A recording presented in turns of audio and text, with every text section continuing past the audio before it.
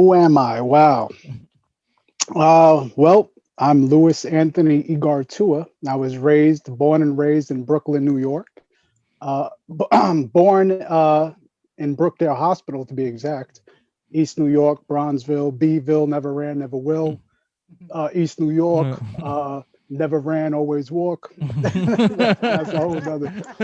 That that's it's a Brooklyn thing. It's a Brooklyn thing. Yeah. You know what I mean? So, yeah, just I come from a hard-working middle-class family. Mom and pop were, came here from Puerto Rico, brought here as children, as babies. They were raised in Brooklyn as well, living in East New York to be exact, Bronzeville. Um, you know, so they met, they had me, and again, I'm a hard-working guy from Yeah. Brooklyn, a guy whose first loves were music, hip hop to be exact, hip hop music, Yeah. So you to take be us down exact. that journey of when, because I know, countless Thanksgivings and countless of us being together, just hearing the stories of you being in that movement, in the hip Yes, hop yes. movement in the '90s and the '80s and stuff like that. But How I did want to that know, start? like, how did that start for Yeah. you? Like, just getting that first, either a hip hop 8 track. It wasn't a CD yet, but maybe a hip hop 8 track or cassette. Like, what was that first Yo, my father had moment? eight What was tracks. that first moment for you? Like being introduced to this sound, and like, take us to that Well, area. What was forming? I'll Yeah. okay, I'm going to tell you. Okay, going back to Brooklyn, right? Yeah. So my parents, they were together, and then they, ended up separating. So I went to live with my mom along with my brother. So we were living, and my mom got an apartment, and we were living on Coney Island Avenue to be exact. Mm, And music was something that was always in our house. Like, my mother was listening to Stephanie Mills, mm, James Brown.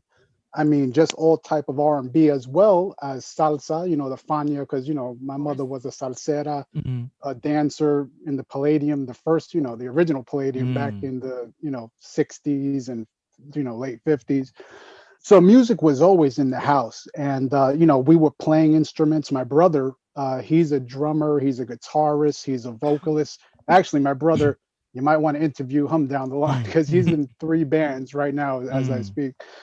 But so, and my brother, he was a rock guy. So my mm, brother was like, while I was listening to Sugar Hill Gang and I mm, was listening to Curtis Blow, my Mm. brother was listening to Rolling Stones, the mm, Beatles, Ted Nugent, Oh, stuff like that, and Black Sabbath and all that stuff. oh wow. So I was, and actually I got to give him props because that's how I got a lot of my rock and roll education, mm, just by listening to what he was listening to. So, but getting back to my introduction to hip hop, the first record that made me say, like, you know what, I think I'm in love with this stuff right now is it would be Rapper's Delight, Sugar Hill Gang, Ah, because I mm. remember my mom went to the store back in the day. We had record Yeah. stores. So yeah, I my miss mom, those. she took me and my brother, and again, my brother's getting and I remember my brother's buying Rolling Stones, Wheels of Steel or Steels, Mhm. that album. So then I'm looking at, like I told my mom, buy the Sugar Hill Gang and buy the Curtis Blow. Mhm. And and actually there was another record at the time. It was actually a Sesame Street record that mimicked the Saturday Night Fever soundtrack. So she so she had to buy those three for me. Yeah. So so I remember, that was my introduction to me Yeah. saying, "Wow, like I really like this." Mm. But the ones who solidified it for me, that made me say, "Yo, like there's nothing else. Like this is all there is for me." Was me buying the first Run DMC Mm. self-titled album. So Mm. yeah, when I bought That that was it. album, I was like, okay, that was next level. I was like, okay. And then after that Hooked. was Houdini, Mhm. the Fat Boys, Yeah. along those lines. So, How was and What up? I remember, yeah, I was good. gonna say, what about any particular song you heard that like you connected to, like that drove you Oh, to like, what was it that oh, I connected mean, to you personally? oh, well, that would be again going back to that Run DMC album, Suck MCs, mm. like Mm. because it was just the bass, I mean the like, we had never, prior to that, again, the drum programming in hip hop wasn't Yeah. really all that. And they were like, just basically, because like with Sugar Hill Gang, all they Mhm. did was just replay Chic's Good Yeah. Times. So you know what I mean? There wasn't, prior to Sucker MCs, like, and actually Larry Smith, who was the Mhm. producer for that first album, Larry Smith, God rest Mhm. his soul, he's no longer with us, but he was the one who produced a lot of the early Run DMC, Houdini. Yeah. He worked with Curtis Blow as well, so he was like, responsible for that sound. But when I heard that kick and that Mhm. hand clap, like boom, Mhm. bap, bap, bap, bap, bap, bap, boom, boom, bap, bap, bap, Mhm. bap, Mhm. and I was like, yo, like, and then, I heard Run come in, Yeah. 2 years ago. A friend of mine asked Yeah. me to say some MC rhyme. So I said, this rhyme I'm about to say, the rhyme is stuff, but then it went this way, you know. So I was it. I was hooked, Mm. and that was it. Listening to Red Alert on Hot 98.7 Kiss at the Mm. time, and then on the other end of the dial, 107.5 BLS was Mr. Mm. Magic and Molly Mall. Mm. Did So that influence you to start DJing or start to create beats? Because I know there was a time too, like you was yeah, involved heavily into it, and like even now, like people don't even know who, unless you into music, they don't know who created beats and who's the behind the scenes. But That's true. you right, always right. were named the names or and also school me on like this person did that, and Yeah. so what did that inspire you to like let me like learn how to make beats or like DJ and stuff like that? When did that come into play? Well, the ones who influenced me the most, hands down, would be the Kiss Connection. And there were three original members to the Kiss Connection. One of them being your brother, which is Angel Sonny Yeah. Ocasio, uh, Danny Holiday Vargas, Mm, and then Victor Vargas. mm, Those were the three members of the Kiss Connection, which started out as a DJ team, and then later on went to become a production team, mhm. and produce a bunch of classic records, Yeah. Triads, The Breeze, Yeah. Boricua Yeah. Anthem, and the list goes on and on and on, you know. So those were the ones who, as far as DJing goes and Mm, production, well, first with DJing, yeah. because I was like just in awe, because my father would bring me from Brooklyn. We would drive from Brooklyn to go visit his sister, which is our aunt, Mm, Carmen, Mm.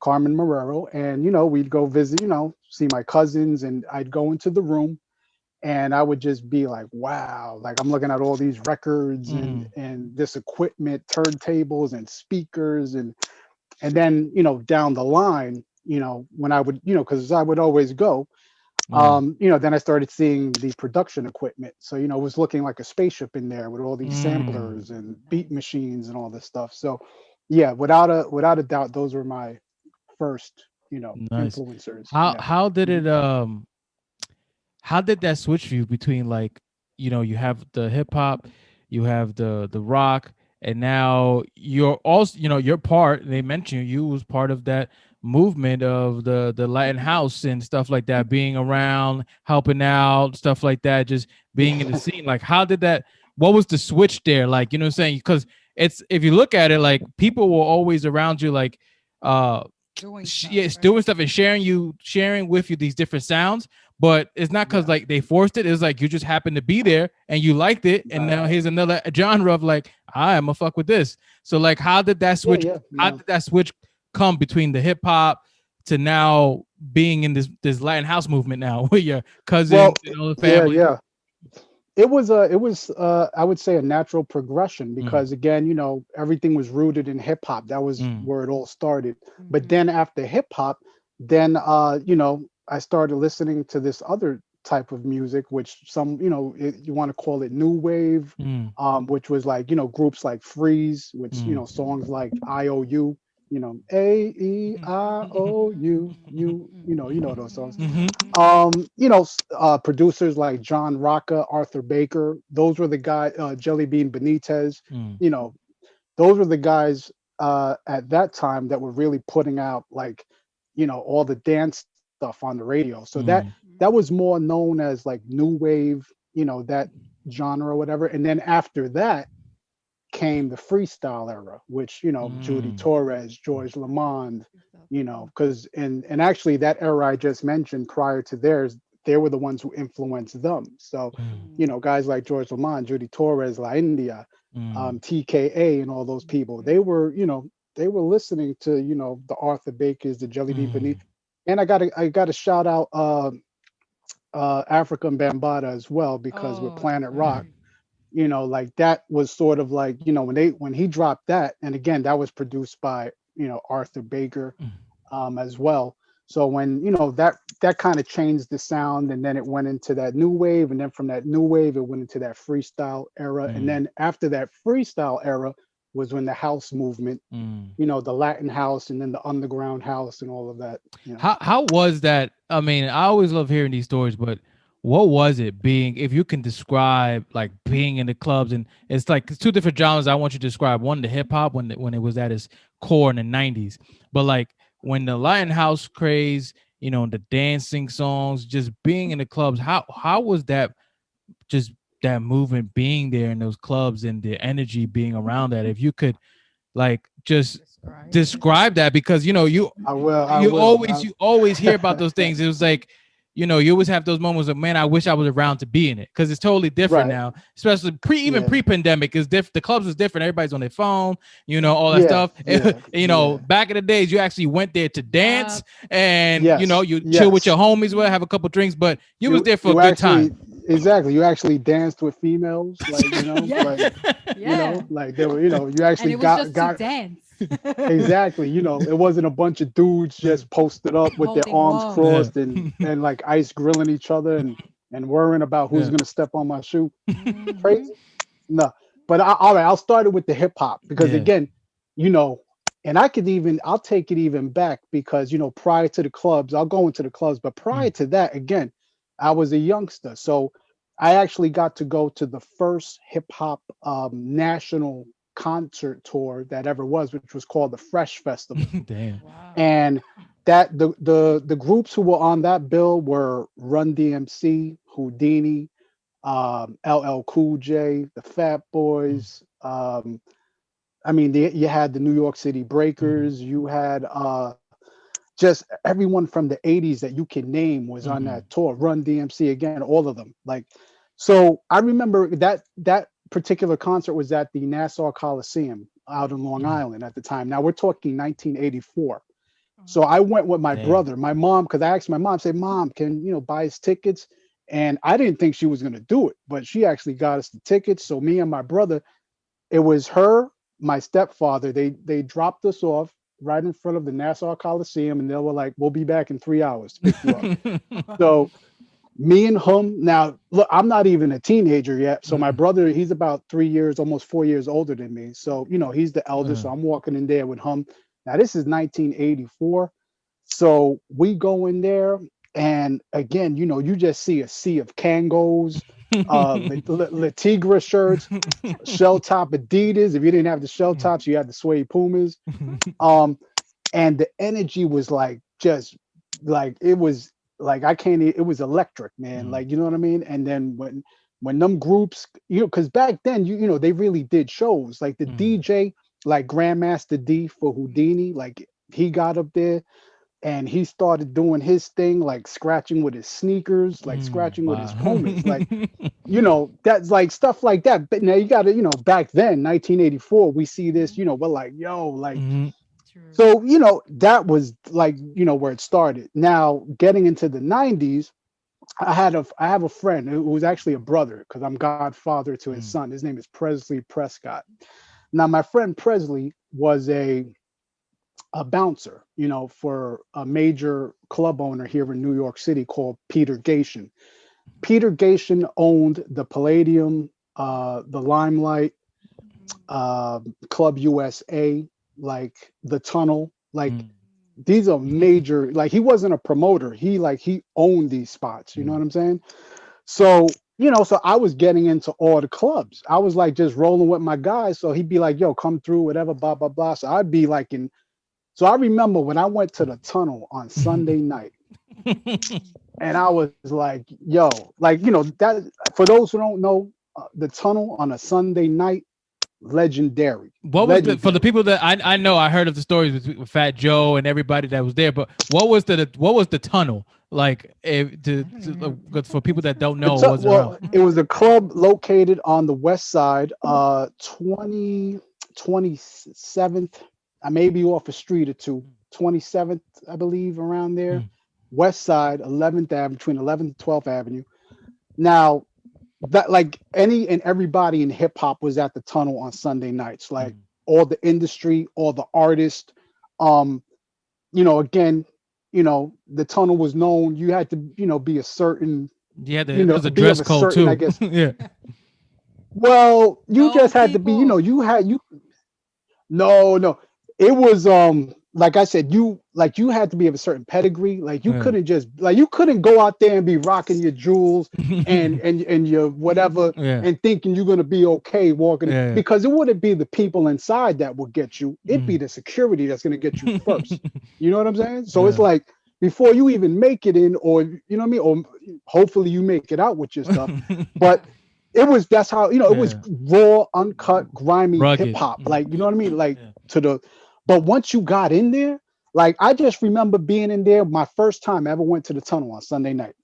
And I was surrounded. I just remember I posted up and I'm chilling and I'm listening to, because actually Big Cap, God rest his soul, Big Cap from Funk Master Flex's crew at the time called the Flip Squad DJs. He passed away, but he was on, he was DJing, and because Flex was promoting the Sunday nights over there.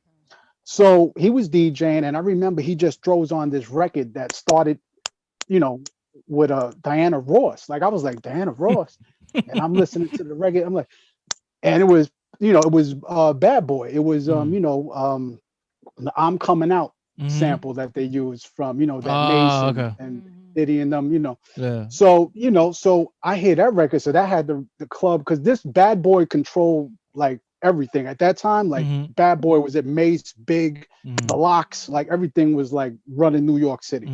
So, they throw that on, the club is going crazy. And I just remember being surrounded by maybe actually 5 of the probably most beautiful girls I've ever seen in my life. Nice, from caramel, chocolate, butter pecan. Damn. All the Baskin Robbins flavors. Standing like literally like I'm just here and they're standing like all in front of me. And I'm just like, wow. Like, and I got my drink in my hand. I got I think at the time might have been Hennessy or whatever. And a lot of people, I don't know if people noticed, but the tunnel had a bathroom where it was co-ed. Like, you know what I mean? Like it didn't matter. Like girls and guys like using the same it was bugged out, man. But it was hip hop. It was like, it was raw, uncut, and there wasn't, like I said, there wasn't a lot, because I think it gets a bad rap because you hear the tunnel was live, people used to get crazy in there. Yeah. But if you came in peace, you left in peace. If you did not come in peace, you left in pieces. So that's just how I'm just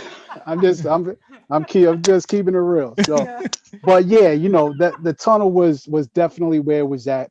So now another instant. go ahead. Okay, continue. I was gonna say. All right, I was gonna tell you. Go ahead. I was gonna tell you about one more thing that I went to that sticks out in my mind. These were like when I went to Big Pun's platinum party. Oh yeah, yeah. So this sticks out to me because again, I never saw I've been to other industry parties, where you go to the club, you go check out whatever the artist, whatever, either they went gold or platinum, you go say what's up to all the industry people, the A&Rs, the producers, the DJs, the whatever. But for Big Pun's platinum party, I never saw a whole street that had to be locked down. Like they shut the whole street down, and I never saw it. I was like, damn, like, but then I'm listening, right? Because as you're getting closer and closer to the club, I'm hearing this record that's booming. And it was actually a record by Cannabis called First Round Knockout. And it was produced, it had Cannabis on. It was produced by Wyclef. And it was a record dissing LL Cool J.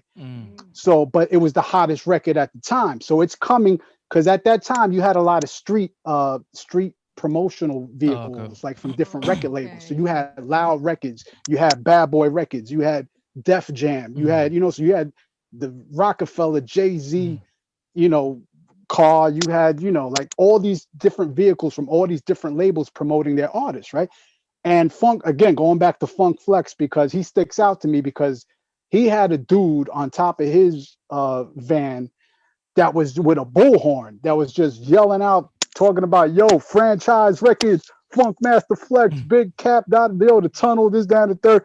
So I gave it to him that night. I was like, yo, as far as promotion out of all of these dudes, he gets it. Like, because he, so I'm looking at all of this, man. So I get to the front. We managed to get to the front because actually I was there with my cousin Victor and his wife Connie, and another person, actually our manager at the time, Willie Bass Melendez, who was managing our group. That's another thing. We'll get into that. But so he was there. So we're all waiting to get in with everybody else. Like, and that's another thing. I never saw, like, because, this is an industry party. It's not supposed to be like this. It's not supposed to be, all this mayhem and all this craziness. So I'm chilling. So I said, you know what? We got to wait, whatever, we wait. So I look to my left, and there's this long-haired kid at the time, skinny kid, long hair. So I'm looking at him, and I knew who he was because, and I see he has this chain on his neck, and it has a cassette. It's like a gold chain with a cassette. So, and I get a closer look, and I'm like, oh, okay, I know who that is. That I was Tony Touch. So Tony Touch was right to my left. So now to my right, I got this skinny, like this short black kid, who's talking. He's actually mad because he's like, yo, why am I waiting out here? I got my DAT. I'm ready to perform.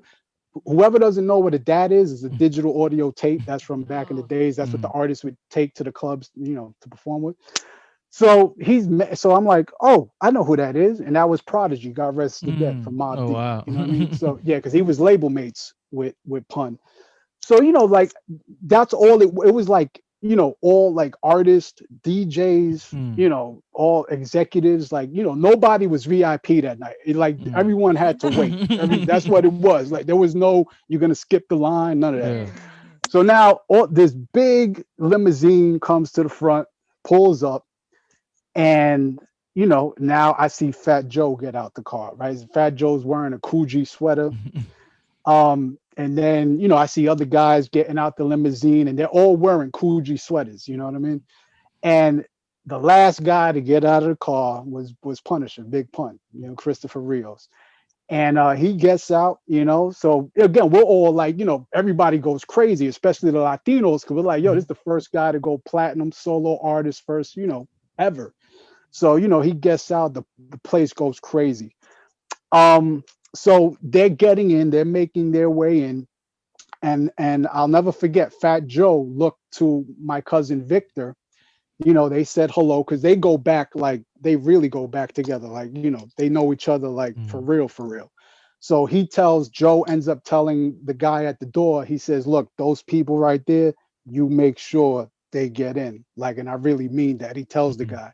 So, and the guy made sure that we got in. So we got in.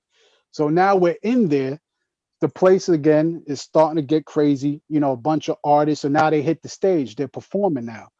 So this is the first time I ever saw somebody throw like champagne on the crowd.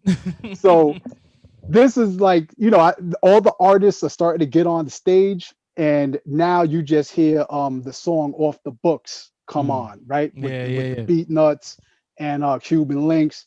So the Beat Nuts, they start off the record or whatever. So it was actually Psycho Les from the Beat Nuts that started getting real amped up, and he starts spraying the crowd with Moet, the whole front row. So I feel bad for whoever had on a nice outfit, because that's it. You were in the dry cleaners heavy the next day. So, again, Prodigy got up there, started doing his records, Shook Ones and all of that. And again, that was just a memorable night, because it was like, yo, the energy was just like, you know what I mean? Like the industry, just, it really stuck out to me, man. Nah, it's like one of those golden hip hop moments where you witnessed it, you know what I'm saying? And it goes down in history. Yeah. I want to touch on now. Yeah. I want to touch on now, like, you've been around, people that produced you. You also done, produced yourself and stuff like that. You've been around all these movements. Like, what was the feeling now that you got when it came to like you making your own beats and your own DJing? Like, what Oh type wait, of freedom or so what type of feeling? we're gonna get to that Look one. at We're gonna that. get to that one. Nice. Yeah. That's How was that for that's you now, performing and that's creating? that's back in the day. Mm. Whoever wants to get a, that was Oh, that's and that actually happened by accident. Truth be Mm. told, um, because when it came to the group, just for those who don't know, I was yeah. part What's of a the group group, name? Latin house group called Just Two Mm. Brothers, which it was, the Just was spelled JUZT, and Mm. then the number two, and then BROS, Just Two Brothers. Um, that was a group that was comprised of me and my two cousins, who, you know, Mm. many would consider the founders of the Latin house Mm. movement. You know what I mean? And I have to agree. So but the way that happened was actually just totally by accident, like because I was hanging again. I was always traveling to the Bronx, always hanging in the Bronx, and it just I was always around, always. So one day, my cousin, God rest his soul, Mm. Danny Vargas, he's like, we're gonna be going to Puerto Rico, and we're gonna, just gonna be hanging out because we did this record, and we're gonna shoot a video. So if you want to come and hang out, you're more than welcome, just to just to see how it's done, the whole video. And I was like, you know what, I never saw it up close like that, how a Mhm. video shot. Mhm. So I said, cool, like I'm gonna go with you guys, you know what I mean? So I went, and they paid for my ticket. That was cool. Well, the record company, Yeah. so I was like, all right, cool, how can I say no? So we get out there, we're in Puerto Rico. So we get out there. So then all of a sudden I start, like, they're starting to get ready, and, we're on the set and all of this stuff. So now, like, these stylists, they're coming to me. They're like, okay, so you're going to be wearing this. And I'm like, well, wait. I'm like, wait a minute. I'm like, what are you talking about?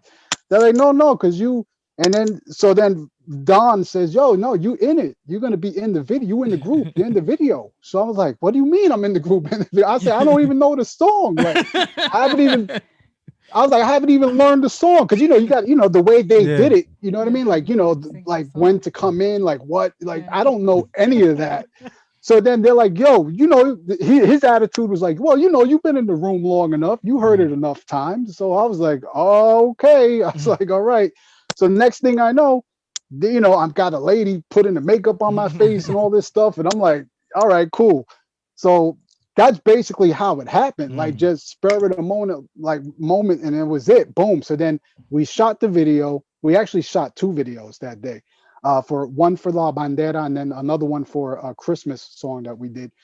And we get back to New York, and the record started to make some noise here and there. So I'll never forget, because I had a friend of mine who called me up one day, because I don't know if you guys might remember this, but there was a video station where you called up, and if you like called it up and you paid money, they would play your video. It was called The Box, like Oh Oh, yeah, back in the yeah, box. yeah, day. yeah, Yeah, yeah, yeah. yeah, yeah. Yeah, The I Box. Yep. forgot his name. Mhm. Bobby Simmons. Was it Bobby Simmons? Something like. You I know don't what? remember It his was it name. was it was all over. Yeah, Like yeah, Yeah, yeah. I like so you remember would that. call whatever. Yeah. Yeah, So yeah, then my yeah. friend calls me up, because my friend calls me up, and he's like, "Yo, man," he says, "my cousin just called me and says that you just appeared on his TV." And I'm like, what do you mean? He said, no, that he said he called me up bugging out, saying that he turned on his TV and he saw you dancing on his TV. And I'm like, I said, so all right, I guess the video's out there. So now I started getting, phone calls and things like that. And people were like, and then we started traveling. Like, we started. Now I'm a kid, I'm from Brooklyn, New York. And at the time I was maybe, I don't know, 20, maybe 21, but probably around 20. And next thing I know, I'm like I'm every weekend, because I had a day job, right? I'm working in Yeah. Manhattan. I'm working actually at a doctor's office. Okay. So Monday through Friday, I have a 9 to 5 gig. And once Friday evening came, that's it. It was like, okay, that's it. Here's your tickets, here's your itinerary. You're gonna be going here, da da da da. So, it was like that was going on for like 2, 3 years, like Yeah. constantly, like during the week. And then towards the end, we started going to Europe, like Germany and things like that. And we were, Damn. we done everything in the US. We done some Latin American countries and all that. Now, because you got to remember, this was during the time of the Latin explosion, like Yeah. Yeah. Ricky Martin, J Mhm. Lo, and all that Yeah. stuff. So we were like right in there, like, you know what I Mhm. mean? So we rode that wave, on the back end or whatever. So, Mhm. so yeah, man, it was a very, it was a phenomenal time. I mean, Mm. I got to experience so many things that I probably would have not have gotten to experience if not for the Mhm. music, if not for that, for my group. You know what I Mhm. mean? For my How particular did group that? that I was How a did part of. all these experiences help you create your own stuff, like your own music, when you was just messing around with the MPCs and stuff like that, and all the SP 1200s? Like, how did all this stuff influence your creation, and what did that provide for you?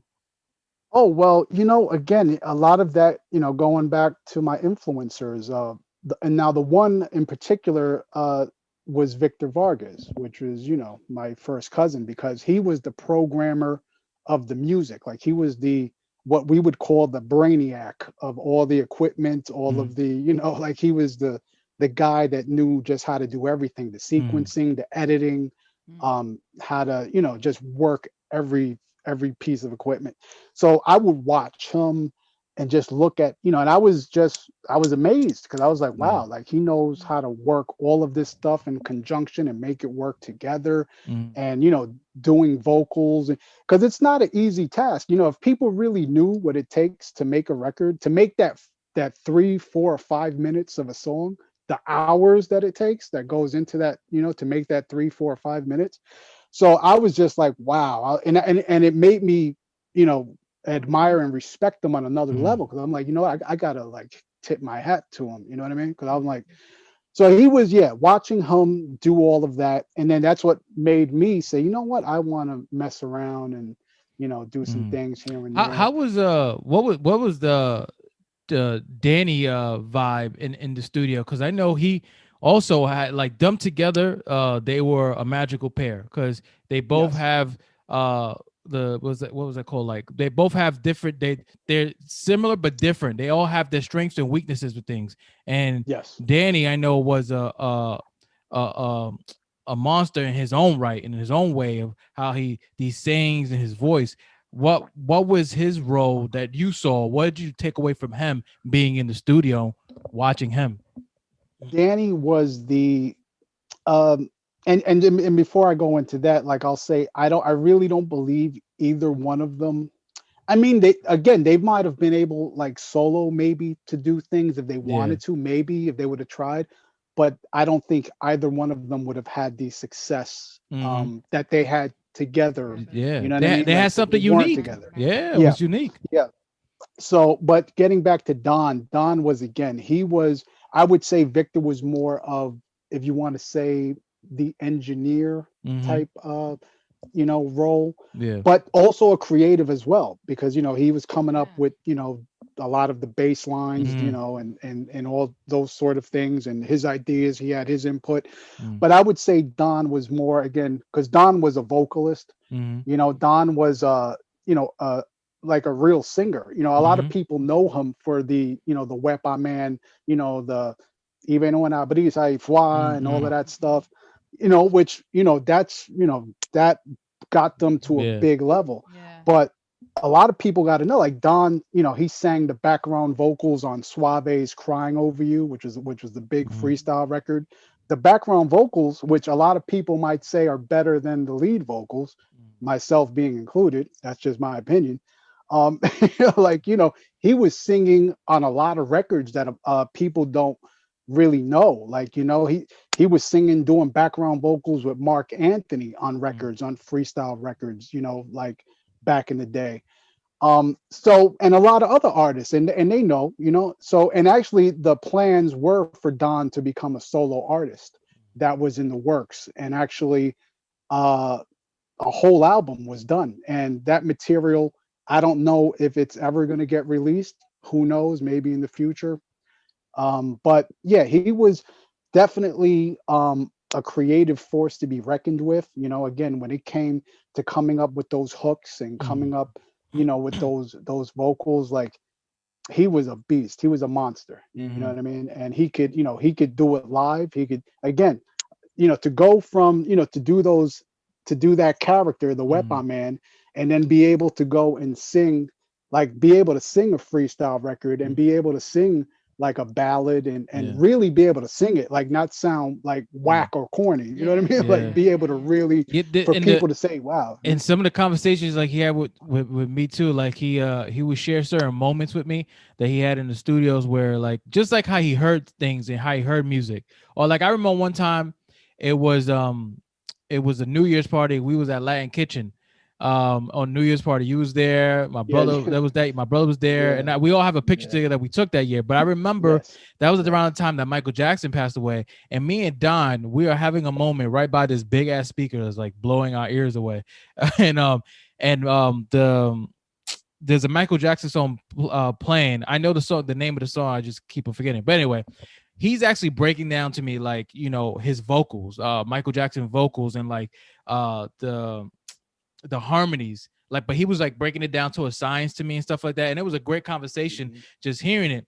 But also, what I wanted to mention is that Danny had a great ear to hear certain things where he was like mentioned to me certain things like, you know, oh, what if you played, what if you do it this way, or what if you put this here, like like an architect in a type of way of like, how about we try this and moving this around. Like he had a way of hearing things that maybe other people wasn't seeing or hearing at that time, which was also beneficial to tracks as well, and also to him. That I remember him. We having a conversation with me about it. And I was like, Yeah. oh, that's dope. So he had that, like, again, he was that guy that could, like, say if, again, if Victor was working on something, and like say if Victor, had the idea and had a rough copy, Don is that guy that walks in and says, okay, well, this is how we, let's try it, like you said, like, Yeah. let's try it like this. How about we do it like this? Maybe, we play this way, and then if we're going to do this, this vocal or this hook, let's sing it on this octave, or Mm, like, and yeah. the end product was, and it was, and then there were others that were, coming to seek, like, one of the biggest records that they helped touch was the Boricua anthem, CNC Mm, Music Factory, which Mhm. to this day, like I tell people, I say, there's a lot of guys that can put out a record, like anybody could produce a record and they play it 2 weeks and then you never ever hear it again, right? yeah.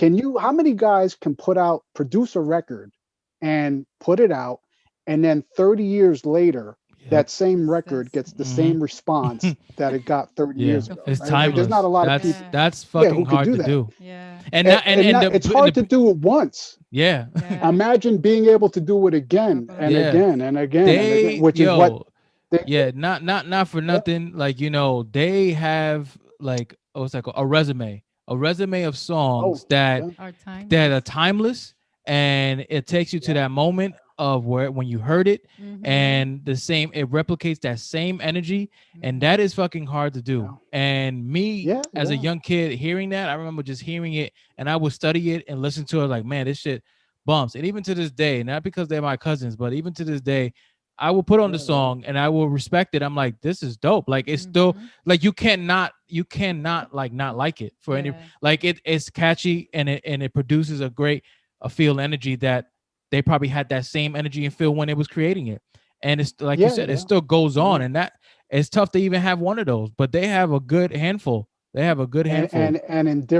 in different genres as well, because Mm, a lot of people don't know, the first record that they ever had anything to do with, as a production team, was, from what my knowledge, and it's pretty, my knowledge is pretty good, so mm, it was Mirage by Jelly Bean Benitez. mm, That was a record that was put out, by Jelly Bean, and it was a big record on in the club scene. Like, it was getting played on the radio. And they got, that was their first time getting producer and actually getting writers credit. mm. Um, you know, and back then when you were just starting out, it wasn't about money, because you were just like, Mhm. I'm just trying to get put on, Get like, the you know what I Yeah. stuff mean? out So there. I'll whatever, just give me my name on the record, and that's good enough. You know what I mean? Stuff like that. Yeah. And so that was like the first thing that they did. So they did it big in freestyle. They, like I said, to me, they are the fathers of the Latin house movement. That's just my opinion. Yeah. Others may feel differently, but like I say, look at the discography, look at the resume, like, Hmm. and that's it. Like it speaks for itself. Mm. So yeah, they, Nice. and they are, icons. They're Yeah. solidified in that word. Yeah. So, and we How get about we. I wanted to Oh. ask him like how about now? Like are you still producing your own stuff? Like what are you doing music wise for you right now? Well, Like where's your journey like? right now, there are some things in the works, because it was a scene that because there became a time where I was like, you know what, I didn't like when you just lose your, I don't want to say passion, but I just got to a point where I was just like, you know what, like this is cool, and it's nice to to be able to travel and meet this Mm. one and meet that one and hang out and all that stuff. Mm. But for me anyway, it was Mm-hmm. my personal epiphany. I was just like, you know It what, wasn't like fulfilling, and it yeah, wasn't I just fulfilling didn't. You enough. needed Mm. something more. Yeah, exactly. I was like, you know what, It's kind of like like I you got closed to. that chapter. You got what you needed and from it. Mm. There you go. Like I got, like I got to meet the people that that I would have liked to have met. I got to meet them. I got to shake their hands. Mm-hmm. I got to go places that I never thought I would have been able to go. Like Yeah. never in my wildest dreams. And and I was, I've been to every party, every industry thing, and I was like, you know what, I'm good. Like, I don't need, and I'm not, you hear like I'm not. I hate to say this, it sounds cliche, Mm. but I'm not selling my soul. Like I don't Hmm. need to. You know what I Yeah. mean? Like I don't, No. I don't. I'm not, I've never been one to be like, yo, like I need fame and I need attention Yeah. and I Mm-hmm. gotta, I please look at. No, I didn't. I was to the contrary. I was Mm. always like, you know what? I like the Bring it back. background. Like I Yeah. don't Yeah. like, yeah, I don't like all of that. I don't, because I saw what it did to a lot of people.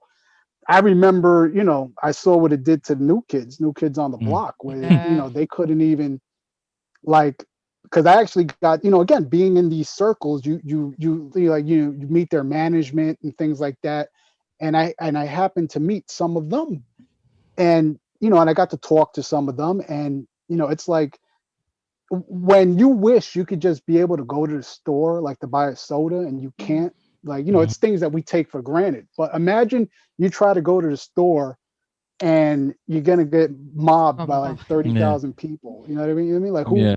And I'm not saying that that we had anywhere near that Yeah. success, but Mm-hmm. I'm just saying like I like me personally, I was like, you know what? I met everybody who I I'm wanted good. to meet. Yeah. This is cool, but I'm over it. I'm cool. I'm done. Yeah. Like or Yeah. whatever. So, But and now, oh, yeah, go ahead. yeah. Go. No, go No, ahead. now what?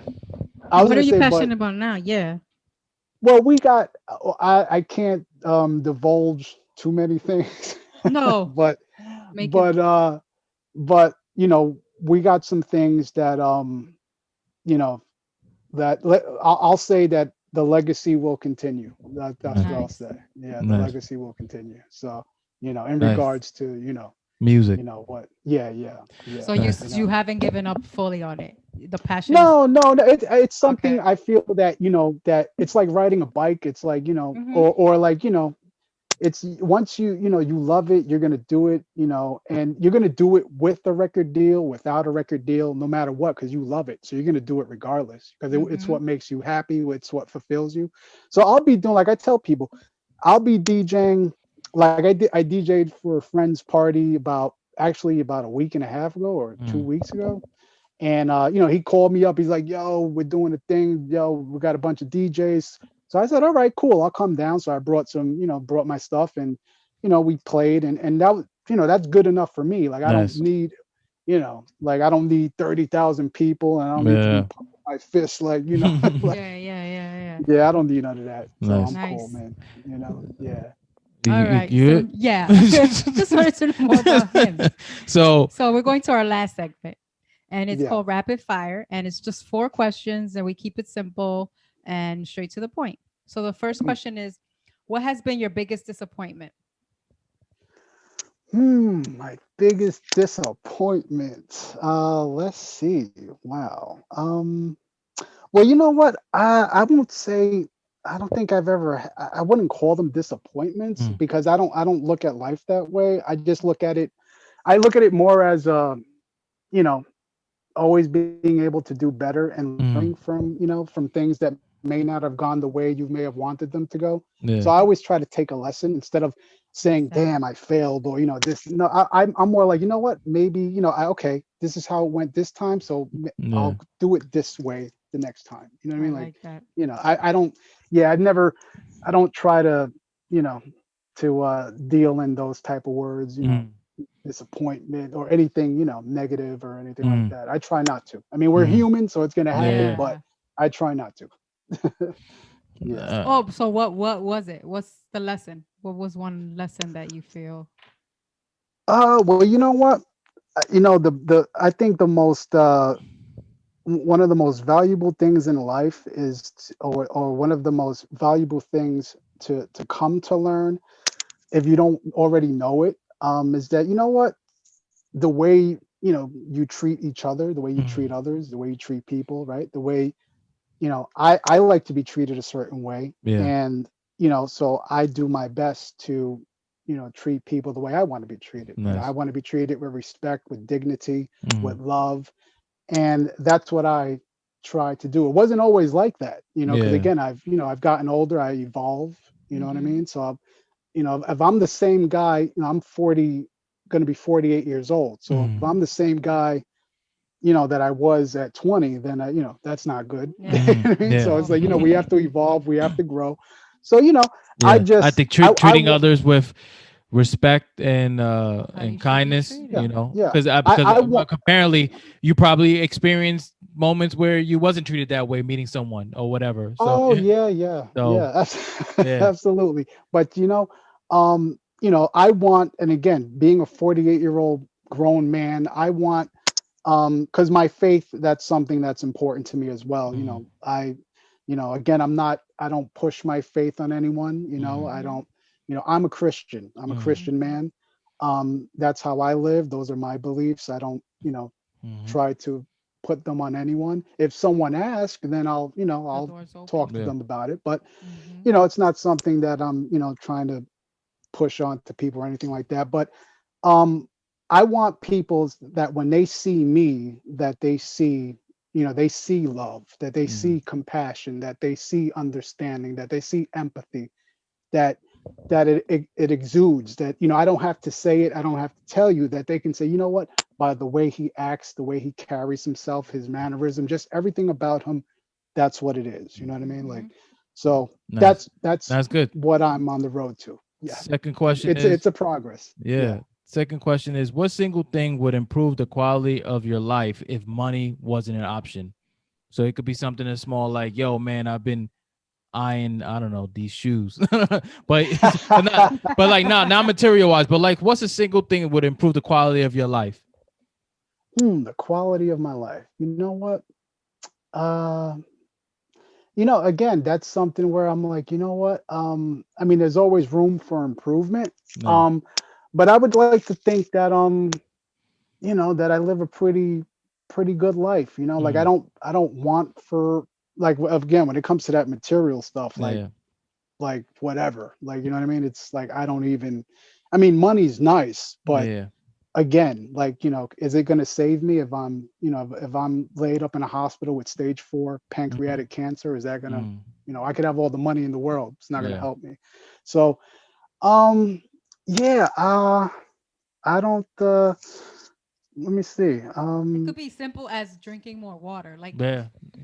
it could Oh be as no, well, simple I'm as a that. vegan. I'm a vegan. That's Yeah. something else I must say. I'm a Mm, Okay. vegan. That's, which is something I've done, actually, going February 14th is going to make 2 years of me being a vegan, a full-fledged vegan. mm, So, that's something that I can definitely say, that I did that improved my Mm, quality of life, my okay. mm, well-being. Yeah. You know, like, I'm a type 1 juvenile diabetic as well.